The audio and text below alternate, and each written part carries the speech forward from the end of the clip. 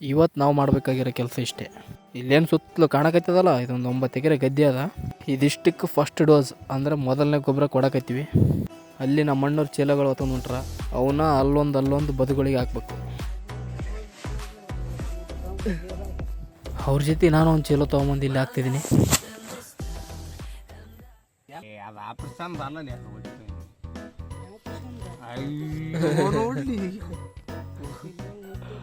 Operation ಅಲ್ಲ ಬಿಡು, ಮುಟ್ಟಿದ್ರು ನಮ್ಮದ್ರಾಗ ಒಬ್ರು ಹೋಗೋದಲ್ಲ ಅಂತ ಖ್ಯಾತಿ ತೆಗೆದುಬಿಟ್ಟ.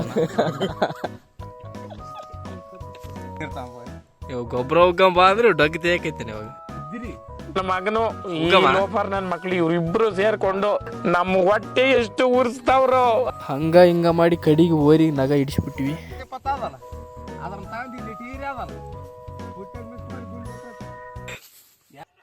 ಹೊಲಿಗೆ ಬಿದ್ದು ಹೊಟ್ಟೆಗೆ ಎಷ್ಟು ಉರಿಸ್ತಾವ್ರೋ ಈಗ ನನ್ನ ಮಕ್ಕಳು. ನನ್ನ ಕೈಲಿ ಆಗಲ್ಲ ಅಂದರೂ ತಗೊಂಬಂದು ಇಲ್ಲಿ ಗೊಬ್ಬರ ಹಾಕೋಕ್ಕೆ ನಿಲ್ಲಿಸ್ಬಿಟ್ರೆ ನಾನು ಹೋಗ್ಬೇಕು ಇವಾಗ ಇವ್ರ ಜೊತೆ. ಇದೇ ಥರ